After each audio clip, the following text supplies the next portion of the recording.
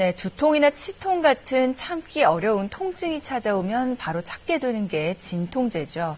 아파서 일단 진정시키기 위해서 먹기는 하는데 먹을 때마다 또 여러 가지 걱정이 앞서는 것도 사실입니다. 네, 그런 걱정들 때문에 진통제를 아예 먹지 않는 분들도 계신데요. 오늘 모니 기자와 함께 진통제에 대해서 좀 자세히 알아보도록 하겠습니다. 네. 모니 기자 나와 있고요. 근데 무조건 진통제 안 먹겠다, 이런 것도 뭐 진통제에 대한 편견이라고 봐야 될까요? 네, 간혹 카페인 때문에 진통제를 꺼리는 분들도 계시는데요. 먹어도 괜찮은 정도니까 좀 안심하셔도 되겠습니다. 네. 우리에게 가장 익숙한 게 바로 이 진통제인데요. 집안의 필수 상비약이고 사무실에서도 서랍에 챙겨두곤 하잖아요. 참기 힘들 때 진통제를 먹으면 확실히 몸이 나아지는데, 그런데 두통이나 생리통이 만성적으로 있는 분들은 진통제를 계속 먹다 보니까 이거 하나를 가지고는 듣지 않는다고 말씀을 하세요. 이게 내성이 생긴 걸까 궁금한데요. 진통제가 편리하다고 내키는 대로 그냥 먹어도 되는 건지 올바른 복용법 알아봅니다. 열이 나거나 통증이 있을 때 가장 흔하게 찾는 약인 진통제. 약국뿐만 아니라 요즘에는 24시간 편의점에서도 판매하기 때문에 쉽게 바로바로 먹을 수 있게 됐는데요. 처방전 없이도 구할 수 있는 진통제, 아무거나 먹어도 되는 걸까요? 주부님은 어떠세요? 제가 평소에 두통이나 치통이 있거든요. 그 일상생활에 지장을 주는 것보다 그냥 그럴 때마다 진통제를 먹는 게 더 편해서 복용하고 있어요. 진통제는 급하게 필요할 때가 대부분이기 때문에 미리 사두는 경우가 많은데요. 시중에서 판매되는 진통제는 이름도 회사도 천차만별입니다. 주로 어떤 기준으로 구입하고 있나요? 증상을 얘기하거나 그 제품명이나 회사명을 보고 사고 있어요. 진통제는 여러 가지 형태로 시중에 나와 있는 걸 볼 수 있는데요. 알약뿐만 아니라 어린이들이 먹기 쉬운 액상 그리고 분무형이 있습니다. 이렇게 제품이 다양한 만큼 증상에 따라 꼼꼼하게 따져서 복용해야 할 텐데요. 진통제도 종류가 있습니다. 진통제는 크게 해열 진통제와 소염 진통제로 구분되어 있습니다. 해열 진통제는 단순 열을 억제하는 데 사용하고 있고 소염 진통제는 염증을 동반한 통증 치료에 사용하고 있습니다. 따라서 진통제를 구입하실 때는 약사에게 정확히 증세를 말씀하시고 구입하시는 게 좋겠습니다. 해열 진통제와 소염 진통제는 성분에 따라 구분되는데요.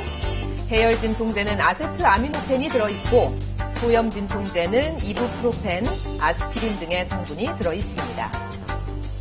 열이 나거나 열이 안 나더라도 단순한 통증에는 해열 진통제를 복용하고요. 열이 나는 게 염증 때문이라면 소염 진통제가 좋습니다. 근육통, 관절염 등에 효과적이죠. 아픈 증상에 따라서 맞는 진통제를 선택해야 하지만 환자의 평소 건강 상태도 고려해서 구입해야 하는데요. 소염 진통제인 경우 통증과 발열을 유발시키는 프로스타글란딘을 억제를 하는데 이 프로스타글란딘의 순기능인 위장관 보호 기능까지도 억제를 해서 위장 장애를 일으키게 됩니다. 그래서 이 소염 진통제는 공복시 복용을 피하셔야 됩니다. 위가 약한 사람은 그러니까 해열 진통제를 복용하는 게 더 낫겠네요. 이부프로펜은 식후에만 주의해서 드시기 바랍니다. 자, 반면에 간이 약한 사람은 아세트아미노펜 성분의 해열 진통제를 주의해서 복용해야 하는데요. 해독이 잘 안 될 수도 있거든요. 아세트아미노펜이 이제 우리 몸에 흡수돼서 간에서 대사돼 간독성을 일으키는 물질로 변할 수가 있습니다. 원래 간이 안 좋았던 분들이 다량 복용할 경우 치명적인 영향을 줄 수가 있습니다. 사망에 이를 수도 있기 때문에 굉장히 조심해서 드셔야 될 약제 중에 하나입니다.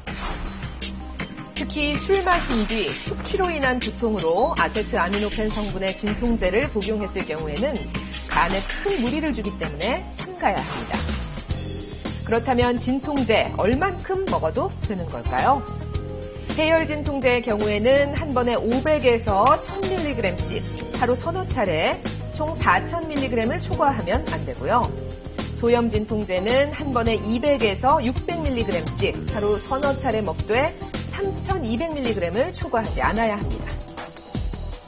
간혹 통증이 너무 심해 약을 많이 먹는 경우도 있는데요. 복용량을 늘릴수록 통증도 줄어들까요? 진통제에는 천장 효과라는 게 있습니다. 이 천장 효과라는 것은 처음에는 약용량을 늘렸을 때 이제 약 효과가 그만큼 이제 증가돼서 나타나지만은 그 한계에 도달하면은 아무리 약용량을 늘려도 효과는 나타나지 않고 부작용만 이제 나타나는 그런 효과를 말합니다. 진통제 양을 그렇게 많이 늘려야 될 정도로 통증이 심한 상황이라면 약을 늘리기보다는 의사의 진료를 받는 것이 우선이라고 생각됩니다. 진통제는 어떠한 병을 치료하는 게 아니라 잠시나마 통증을 줄여주는 역할을 하기 때문에 통증이 심하다면 약에 의존하지 말고 병원 진료를 받는 것이 좋습니다. 가벼운 두통일 경우 무조건 진통제를 먹는 것보다는 간단한 지압을 해보는 건 어떨까요? 스트레스로 목덜미가 뻣뻣하고 뒷머리가 아픈 긴장성 두통에는 귀 뒤쪽, 뒷머리 아랫부분에 움푹 들어간 부분을 눌러주세요. 눈꼬리 옆 움푹 들어간 관자놀이를 지압해도 머리가 맑아지면서 두통 완화에 도움이 됩니다. 과음을 한 뒤 숙취로 인한 두통이라면 검지, 중지, 약지, 소지 이 네 손가락의 첫째 마디를 눌러주면 도움이 됩니다.